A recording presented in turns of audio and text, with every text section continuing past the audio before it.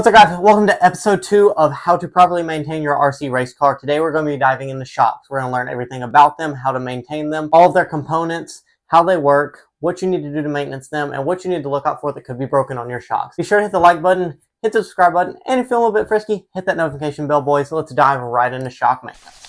Now our first course of action is going to be get a clean towel. I like these little blue shop rag towels.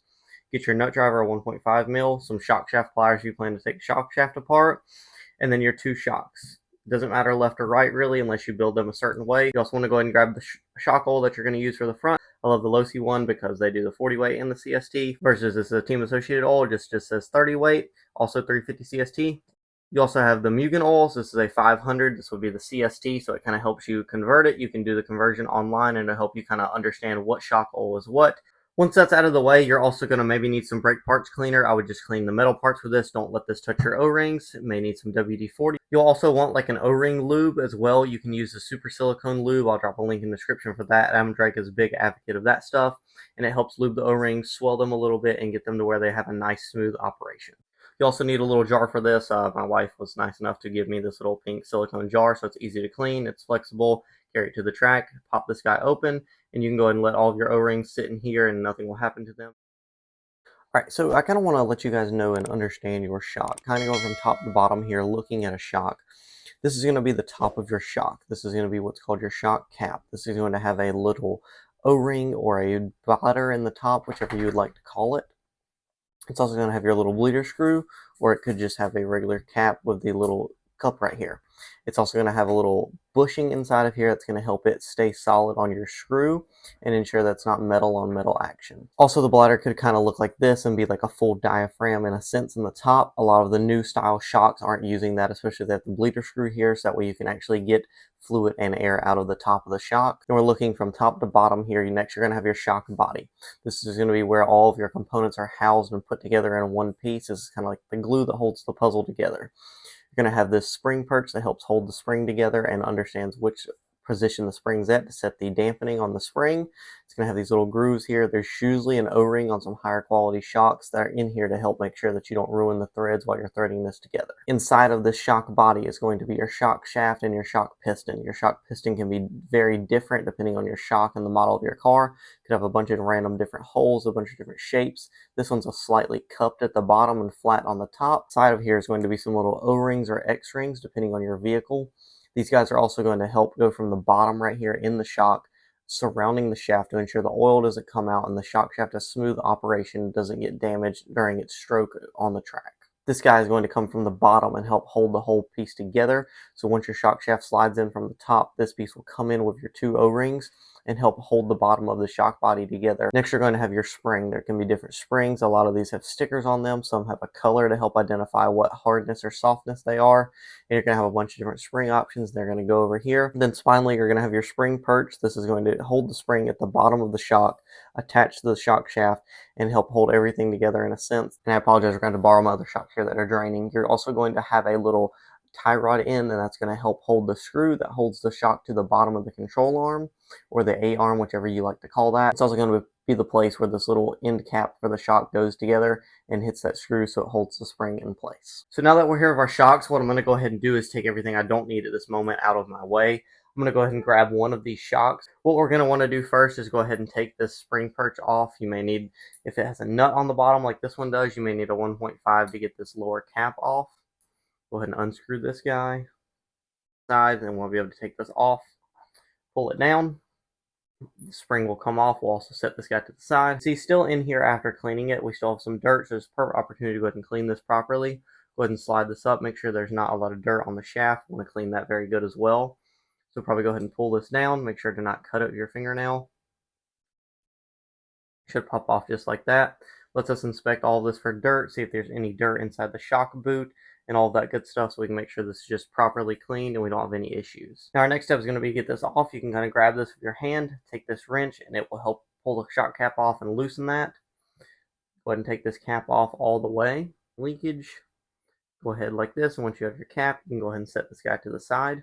Now you want to see if there is indeed oil in the shock. It may look dirty depending on how long you've been running it, and it may look clean as well. Now I do just have a solo cup right here where it's going to take and pour this into here.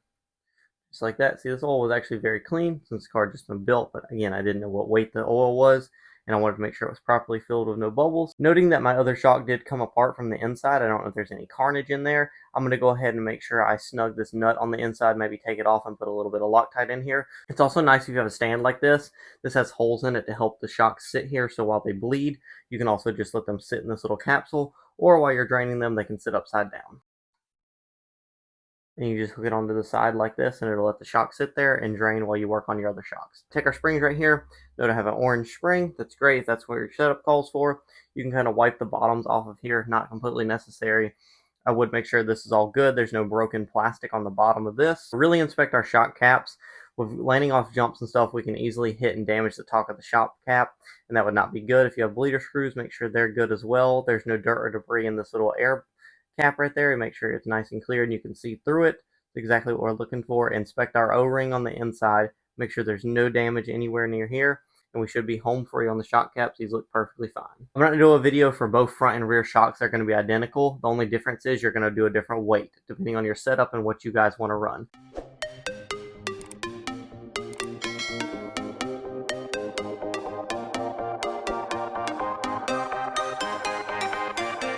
Now it just appears the screw just came unscrewed. This is a little screw inside of here, not a nut like some shocks I'm used to. So with the screw right here, it just looks like there was no Loctite. Not a big deal. We should be able to tighten this guy right back down, assemble the shock. The piston does look fine, good. There's no scoring inside of here, thankfully. I stopped the car as soon as I noticed something was wrong. I do see a little bit of scoring on this outside of the shock shaft right here, but it's nothing too major. It's probably just where it rubbed the inside where the O-ring wasn't around it. I can't really feel it with my fingernail. It's just kind of something that I can see right here. So we have our front shock here, and what I want to note is that it is also very loose. You can see this screw is not all the way pushed down, and this was also not put together right. So I'm going to go through all of these shocks really quick and do a deep rebuild. Alright, now for the fun part. I have my shock reassembled. I have everything tightened. Everything is lubed. Everything looks really nice. Everything is how it should be. We have all this set in here on the inside with our piston and our diaphragm. So what we're going to go ahead and do now is fill this up with oil. I'm going to use Losi 32.5 weight. What you're going to go ahead and do is pull your shock shaft all the way down to the bottom position. Make sure it's all the way down. Flip the cap on your oil, and we're going to go ahead and fill this shock with oil, probably to this little line right here under where the cap will go. So as you can see, I filled the oil up right to this line right here where the cap is going to tighten to. What we want to make sure is there's no air bubbles. There's nothing trapped under here in this piston. So what you're going to do is you're going to slowly bring this up, raise the shock. Just like that, you'll see the oil slowly come to the top. And that's good. We have a bunch of bubbles coming out. I'm going to slowly keep pulling. I'm just slowly pulling the shock shaft down until we reach all the way full droop, just like that. Now there's a little bit of air bubble in the top. That's okay. We can get that out. Sometimes you can pop them, or they'll just pop themselves naturally. I'm going to go ahead and take and fill this shock right to the top, and we want to fill the oil right to a little dome in a sense, right over the top of the shock where it just kind of domes really nicely right here at the top. It's exactly kind of what we're looking for. And you have two options here. If you're at the racetrack or you're pressed for time and you really need to go and leave or do something and you're doing this in between your qualifiers, you can go ahead and throw this cap on here right now and bleed it with a little bleeder screw. Or you can let this sit on like a shock stand, and you can go ahead and let the air naturally come to the top. Completely your call. I have a few bubbles in here, and since I have time, I'm going to go ahead and let this guy sit while we do the other one. Alright, we're ready to assemble the cap on our shock. All of our air is out of it. What you want to go ahead and do, if you have a bleeder screw, go ahead and pop the bleeder screw all the way out. What we're also going to do is take our shock. You can inspect it, make sure there's no bubbles at the top. We have a nice dome of oil sitting right here on the top layer. And what we're going to go ahead and do is slowly screw this shock cap onto the shock. We're going to do so just like this. Just nice and slow. Get this guy started on here. Take a nut driver, and I'll go ahead and tighten this cap just finger tight. That's how I've always done it. It's worked very well for me. I don't use the shock shaft pliers for this because I don't want it overly tightened and maybe upset the bladder or the O-ring in the top. Now I will tighten it as hard as I can get it with my fist. You're welcome to use shock shaft pliers, whatever you'd like to do and whatever you prefer, but I just go about it tightening it with my hand and that. You'll notice right here we'll have some oil coming out, so let's keep a rag handy right here. And what we're going to go ahead and do is go ahead and have our bleeder screw. on the end of a nut driver right here, ready on standby. What we're going to go ahead and do is push this guy up very slowly again. And he is going to have some oil come out of the top. I see this oil come out as we get to the top, just like that. That's perfectly fine. You're just going to catch this as you can.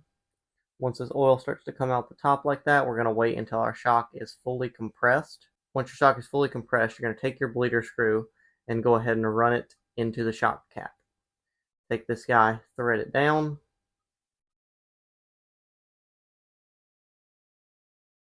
Just like that, tighten him up, and then we're going to let this go.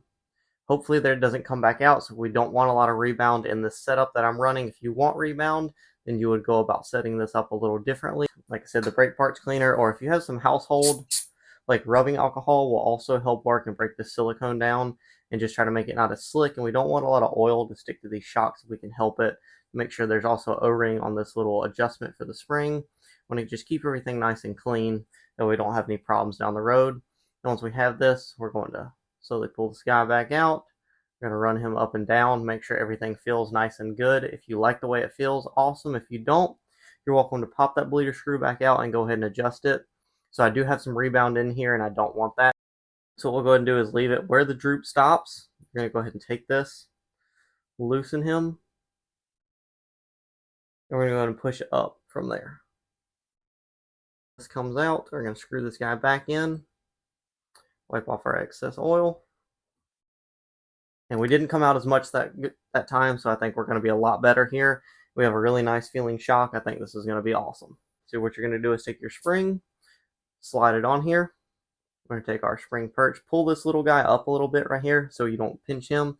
When you slide this on here, go ahead and line that up. If you have a screw, you can pull this back down. We're going to take our little screw, and then you'll be able to thread him right back into this. Very fresh, nicely rebuilt shock, ready to install back on your car.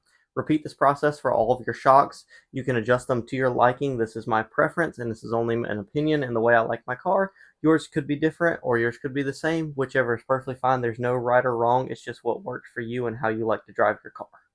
All right, we're back. All of our shocks are put together. Everything is where I wanted. I kind of just always tune these until like I get a solid, like the spring is a little bit loose but still snug in the shock body, and that way I go ahead and set the car up after that. We'll show you about setup in a minute. I'm going to conclude this video on part 2 of how to properly maintain your RC race car. We dove into shocks full-fledged. We learned about all the components of our shocks. We learned how our shocks operate. We learned how to rebuild our shocks, and we learned how to ensure our shocks are in good condition and overview them before we go out to our next race event. Hope this video was helpful. I hope you found it awesome. Be sure to hit the like button, hit the subscribe, and if you're feeling a little frisky, be sure to hit that notification bell to not miss any more updates or how-to videos on how to properly maintain your RC cars. Guys, this is pretty self-explanatory. Once you get to do it a couple times, you're going to be a pro at it. You're going to be able to fly right through it.